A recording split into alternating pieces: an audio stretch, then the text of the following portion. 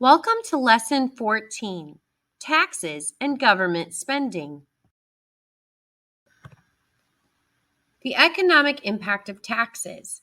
Taxes can affect resource allocation by raising the price of a product, which makes people buy less, which in turn results in the company cutting back on production.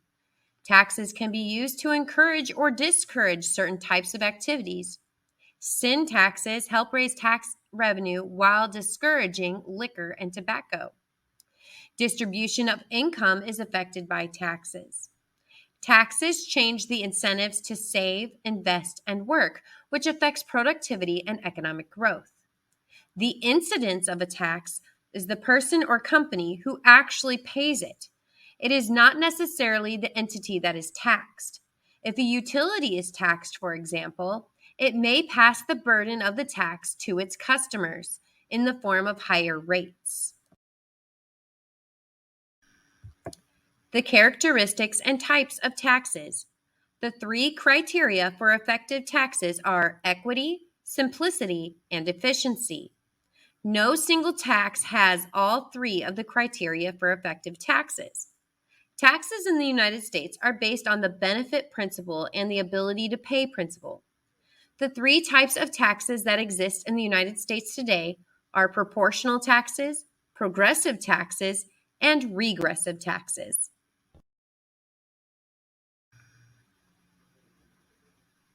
Alternative tax approaches. Lawmakers want to find new tax revenues that alter the tax burden. A flat tax is proportional to individual income after a threshold is reached, without exemptions or deductions. The advantage of a flat tax is its simplicity, but it would remove many incentives, such as home ownership, built into the current tax code. A value added tax, also known as VAT, would tax a product at every single stage of production on a national basis and would be used instead of an income tax.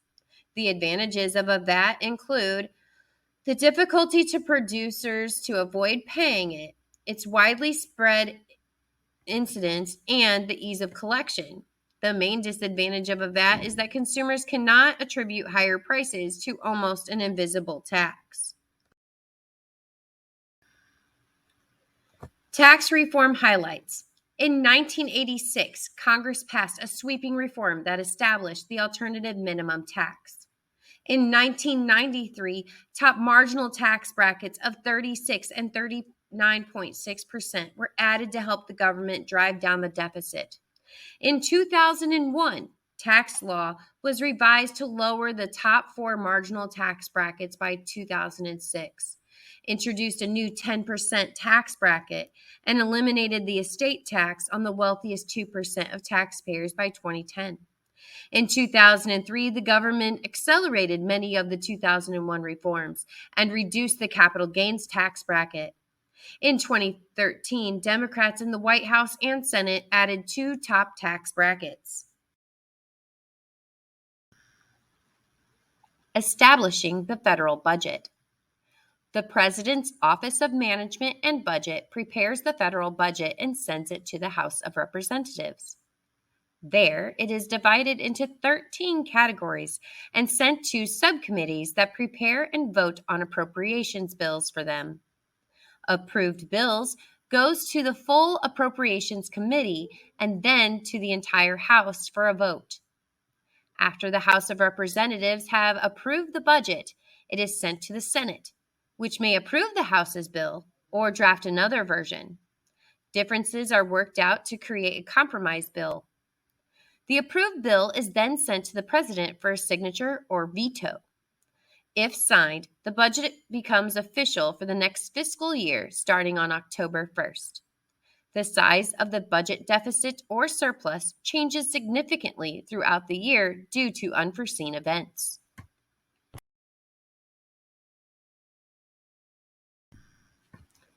Federal government revenue sources.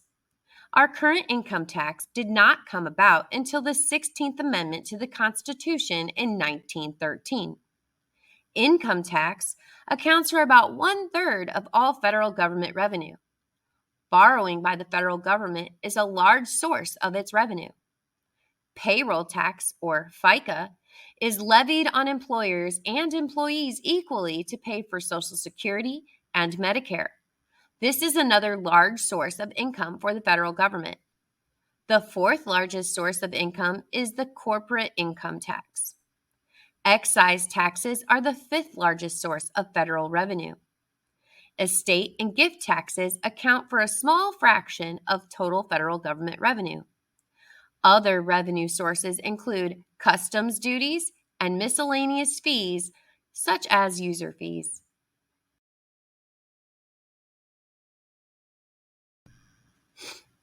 Federal government expenditures. Social Security payments make up the largest category of expenditures in the federal budget. National defense spending is now the second largest category of expenditures. Income security, which includes transfer payments, payments for which the government receives neither goods nor services in return, are for programs such as unemployment assistance, welfare, aid for people with disabilities, child care, foster care, supplemental security income, also known as SI, subsidized housing, federal child support, temporary assistance for needy families, also known as TANF, food stamps, and retirement benefits for federal, civilian, and military employees. Medicare and Medicaid expenditures have risen dramatically as the population has aged and the cost of caring for the elderly has gone up.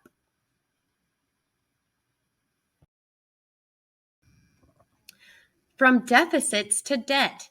Deficit spending is annual government spending in excess of revenues collected. When the government has a deficit, it must finance the revenue shortage by borrowing, which creates a national debt. The national debt has grown almost continuously since 1900. Differences between public, national, and private debt include: we owe most of the national debt to ourselves. Instead of repaying debt, the government issues new bonds to pay off the old bonds.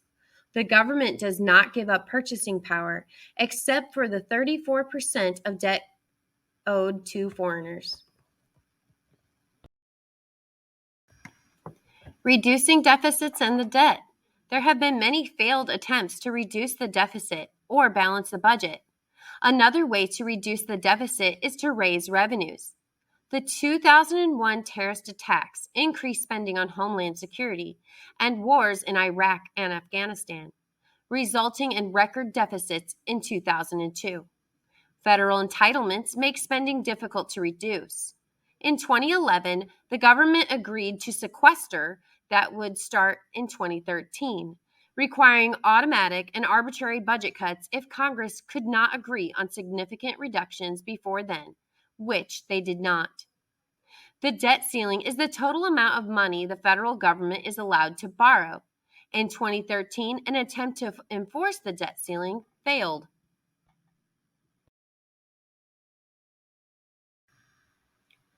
State government revenue sources. The largest source of state government revenue is intergovernmental revenue, or funds collected from other levels of government. Most states have state sales taxes to help raise revenue. All except 7 states have a state income tax for revenue.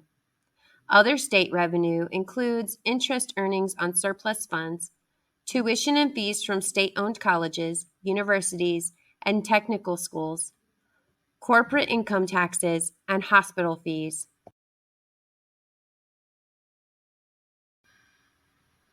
State government expenditures. The budget approval process varies from state to state, but all states must approve spending before distributing funds. The largest category of state spending is intergovernmental expenditures, in which the state transfers funds to countries, cities, and other local communities. The second largest category of state expenditures is public welfare. State governments traditionally fund state colleges and universities. Other expenditures include corrections, utilities, hospitals, parks and recreation, and highways and road improvements.